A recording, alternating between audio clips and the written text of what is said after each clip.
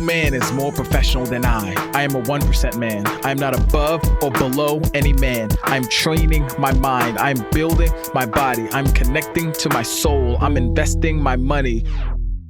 Welcome to the 1% Man Podcast. Let's go.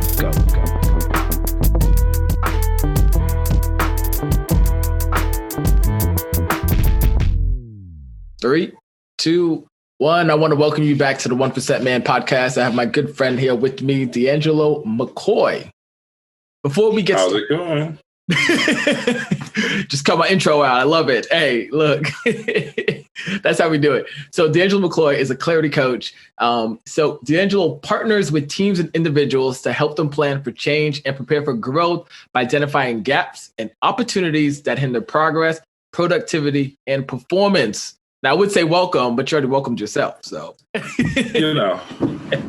So I knew things this year. So, DeAngelo, before we get started in today's topic, I want to ask you 3 questions so we get to know you better. Question number 1, what's your favorite color and why? My favorite color is red, and I do not know. It's just always been red. Dope. So second question is, what is one value you would teach all men in the world that would make it a better place for everyone? Check yourself first. Okay, explain that. What does that mean? Very, very seldom do you harp on people's isms as much or as harsh if you start with yours first. Compassion will always start with you. And if you're able to start with yourself, then it's easier to give it to other people. I love that. Grace forward, pushing grace forward. Question number 3, if you had to choose another profession to be an expert in, besides a clarity coach, what would it be and why? I don't know. I've had a few things that I've done. Is there anything that I don't want to do that I've done already? Oh, you know what? I would actually love to work on cars. Like if I knew how to fix cars, that would be pretty dope. So being a mechanic. Yeah. Okay. Yeah. Sweet. How did that come to be? Because I know a lot and I don't know anything about cars. And clearly that's something that people should know about. So, that's the thing. That's one. Yeah. True. I'm actually working on a blog post about how to, if your car battery dies, how to start it up. Because yesterday I was working on a car and I was like, oh, this is probably something like soft skills that people should know how to do. I don't think everyone knows how to do it, right? So, and it was raining yesterday too at work, and we had to work on that. But let's get back on topic. So let's not get that way, right? But today I want to talk with you about how to find clarity within the chaos of life. One of the biggest things we talked about on our strategy call, and something that I know that's been going on a lot, is that you've had a lot of chaos in your life, and I've had a lot of chaos in my life. But there's certain steps that you took that I think most people have not checked themselves or ever dived deep within themselves. So I want to talk with you, especially with being a clarity coach and helping individuals and companies and teams. There's a lot of nuances, a lot of things that you see that you get insider information on that I think you're able to pull away and strip the real finite details to help somebody to move forward, especially with it being 2021, and 2020 was the year of super chaos. I think this is like the most chaotic year ever, 2020. But moving forward now, what is our first step in finding clarity within chaos of our lives? The first thing to do is it's mindset, which might sound cliche, but everything starts with the mind. Everything begins with a thought. I think the first thing that we need to do this year is to recognize, and it's going to sound weird, but we need to recognize the powerlessness we have in the face of change, and also the power that we have as a result of change, or the power that we receive as a result of change. What I mean by that is there are a lot of things in this world that we have conquered and controlled. Time and change are not 2 of those things, right? Or they're the 2 things that we've tried. People try to get a grip on time and, time travel and explaining time and, theorizing time and all this stuff. And we also try to master change.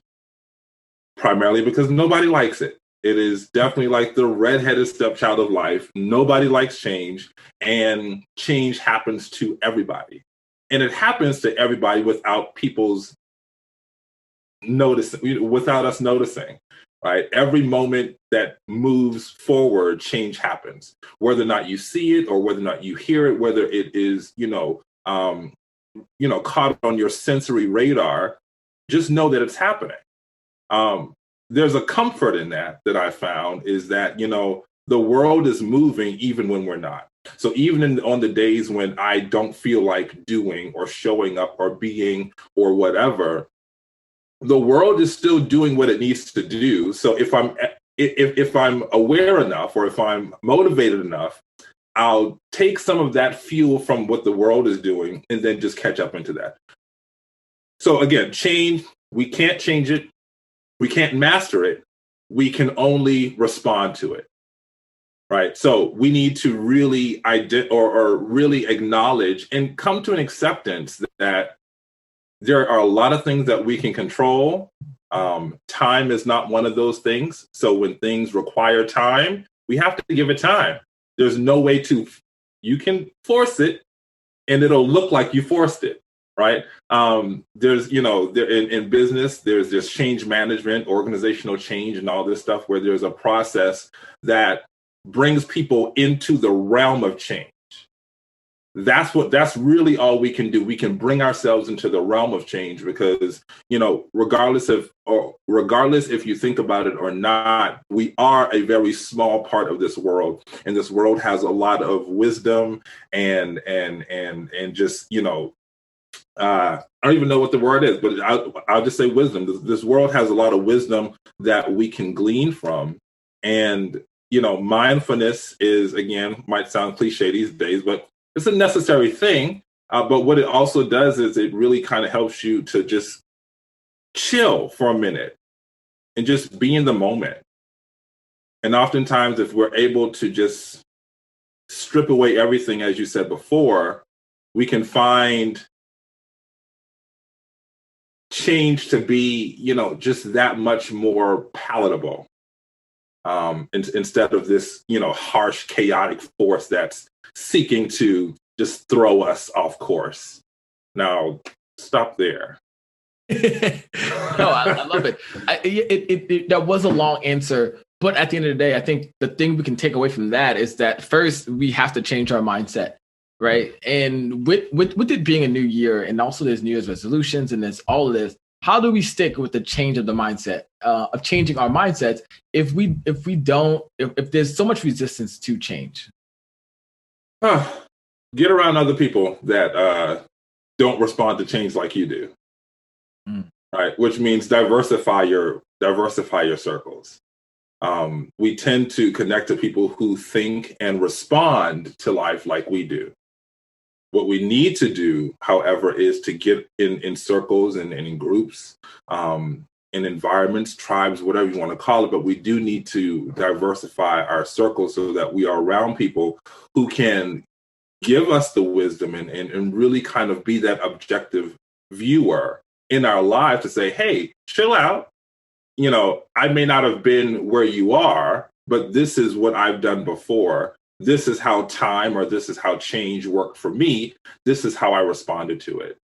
Maybe you should try the same thing. And if you don't, just chill out, at the least, just calm down and, begin to just think about things objectively, and you'll be able to, again, not change what's happening, but just temper yourself in the moment. I like that. So really get around other people that are already changing, or that already are in a different level than you, and get with them, start walking with them, because they're going to bestow that wisdom upon you.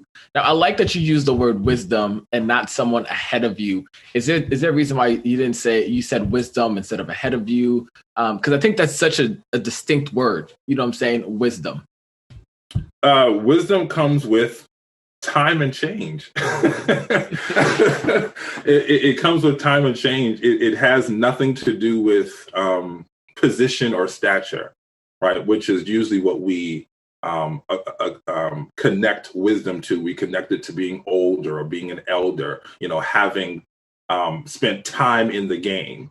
Well, life is the essential game that we're all running. How you run that life or how you run your race is purely up to you. But I think the power in wisdom is that it's unbiased, right? Wisdom is wisdom. Wisdom has always been what we go to when we need something that speaks to where we are and not who we are, right? It's always that thing that grounds us. And that grounding has nothing to do with who you've created yourself to be in the world. It's just if you've been aware and open long enough to take what time and change has given and shown you, wisdom is the byproduct, right? And so wisdom is really that one element in partnership that I would say wisdom is that element in partnership that keeps things balanced, that keeps us kind of on the same level, right? You're not over explaining something to me, right? I'm not looking down at you. You're not giving me what, your MBA degree or your PhD said. You're not saying, what as a CEO. This, as my time in this business, as my time, with my time on this earth, this is what I've gleaned. This is what I've taken in. Maybe this can help you move forward, not become, not do, not stand, not, get more strength, more power, just for you to be able to move differently, move better, make better decisions, make more sound decisions. I think that's what wisdom does for us and to us. And that's why I tend to use the word wisdom more often than not. No, I love that definition. I love the way you put that too as well. So now we are changing our mindset. We've adopted a new network too as well. We are seeking people that are wiser than us, that have the wisdom, and we're starting our way. Now, most people do. There's a big drop off, especially when it comes to change, especially when it comes to even getting into new networks, because we want to get pushed back into what we know as what is comfortable and what's acceptable for us, right? How do we push through that threshold? Even if we do have the new networks and even if we do adopt a new mindset, how do we push through so that way it's a full, complete 180 instead of just a 360? Trial and error. I love it. You're hitting it hard, like just trial and error. That's it. Yeah, trial and error. You have to, at some point in time, taking, there's a guy that I follow, Reggie Dupree. He talks about, or his whole, moniker last year and this year has been create more, consume less, right? At some point in time, you have to stop taking in and you just have to do it. And honestly, that the step between the step right before starting is probably the hardest step to take, right? But once you get over that hump, then you step into capacity and capability, and you really put yourself, kind of not on the chopping block, but you stand in your own power. Like that's the step of power, is that first step before you, begin to do whatever it is that you do. But yeah, it's really just doing it, measuring what you're doing, right? Definitely taking notes and monitoring what's happening, seeing what can be better, and then doing it again, until the goals are met and new goals are set, right? And then you just continue to do it over and over again. So yeah, trial and error. That's how you get past. I think sometimes we look for the great, big, grand answer when some of the things are just so simple. And even though the answer is simple, I think the action of it is hard, right? The act of doing it is hard. I think sitting back and reflecting, because something I do now a lot more is like, I'll sit back and I'll reflect. I just had a breakup, and instead of like just going on the offensive and being like, it's her fault, I sat back and I reflected and I was like, where's my ownership in this piece? Yeah. right? And I think what you just said is so profound, but I think a lot of people will miss it because they don't understand how simple the answer is, but how hard the action of doing it is.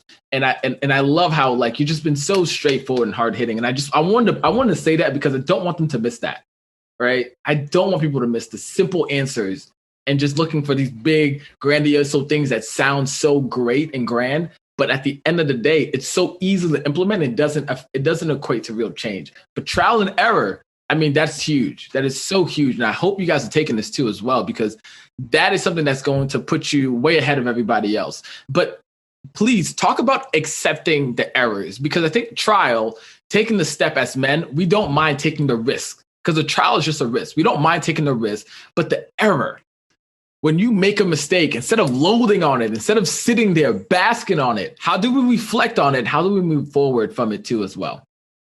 So this is the crux of my work, right? Yes. This is where the fun begins, because right now we introduce this word called failure, right? And like, you know, we had our conversation last week, and what I shared with you was, you know, failure will always be present when learning is around. You know, as long as you're learning, failure is going to happen. That's the point to accept, is that failure, let me back up a little bit. We have to actually reimagine or redefine what failure means in our lives. Right. We know what failure means in the world, right? It is just this. What the world tells us is that failure is, number one, your fault. You know, the connotation is always negative, you know, that you didn't do something right, that, you know, something went horribly wrong. You got to start over. You don't have what you thought you have. You lost this. You worked hard for that, and da da da da. And, you know, that is all very true. There is no lie in any of that, right? There was something that went wrong. You made the wrong mistake. You trusted someone longer than you should have. You invested in something before the time was right to invest, right? And when we even get back to the word risk, that's the risk, right? The risk is taking that step. And I think people fall into two categories, and not to say that it's exhaustive, but I think that these are two very, very critical categories. You have your risk averse people. Oddly enough, I fit into that category. And then you have, you know, those adventurous people who are, you know, gung-ho, just ready to go and do. I was about to say, that's probably you. That's probably me, yeah. You know, which I would be interested in seeing, you know, what a poll would be for people in the military. You know, how risk averse are you? And even how risk averse are you before joining?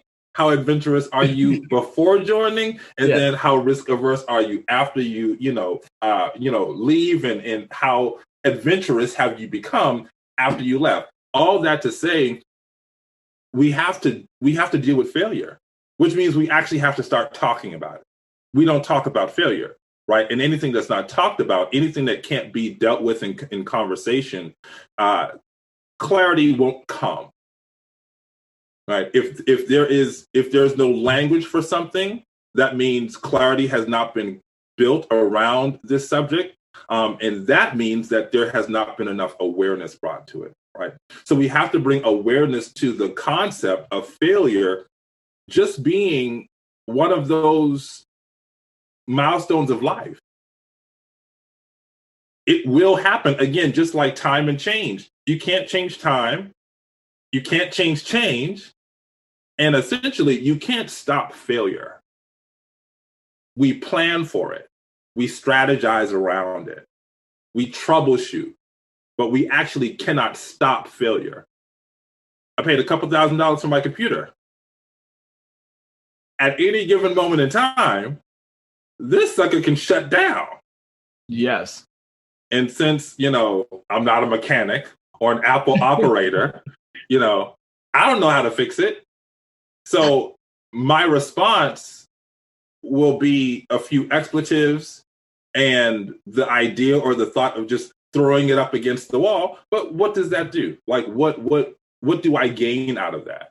Right? I know what I need to do. Number one, check to see if my Apple Care is still valid. Call them, set up a meeting, set up an appointment, and let them figure it out. That's it. Like, my computer failed. I have a strategy for how to respond to it, and then there are some actions that now need to come. That's how simple failure has to become. It's never been that easy because, again, we don't talk about it. We take it as an affront to our humanity, almost like we're not supposed to fail. And unfortunately, I think that's really just the negative result of, I won't say capitalism, because I think the concept of failure and it not being something that you want to happen to you has been around before capitalism. But I believe it may have come in the form of personal defect, right? When you have a child, and that's probably, I would dare say that that's when it started. When you have a child, there's an expectation for that child. That child does not either live or grow up or look like that expectation. They're deformed, they're defective. This concept or this conception, this birth, was a failure. And now that child is now outcast and thrown away and whatever. And I would say even, that may have happened back in, prehistoric cave time, caveman days. If you were born with a defect, that was it. Yeah, you're not part of the tribe anymore. You were outcast as well. Yeah, I mean, that's even biblical. I mean, people that had like leprosy or anything like that, they were always outside the community, right? They were seen as outcasts. It's like the man with, I think it was the man or the woman with leprosy that touched Jesus and was healed. And the issue, even the issue with the woman with blood, right? When she was touched and she was healed, yet again, like they were outcasts of society. That's why everybody didn't want them around or even touching Jesus as well. So I like the way you bring that up and I think that even holds true to today, is that success is something that brings us within the community. Failure is something that we automatically push ourselves out of the community with, and we outcast ourselves. But I think especially for men, and I know time is winding down, so I want to hurry up and actually this question is, when we fail as men, how do we push back in, and what is some strategies that we can do to get back into our community and to overcome failure? I don't want to say quicker or better, but I think better is the word. How can we handle failure better so we can get back into the community and grow from our failures instead of pushing ourselves out and being an outcast? Acceptance and acknowledgement. Right? Mm-hmm. Acceptance that it happened. Acknowledge that you're not dead yet. I think that's certainly true. Every day above ground is a good day, right? Yeah.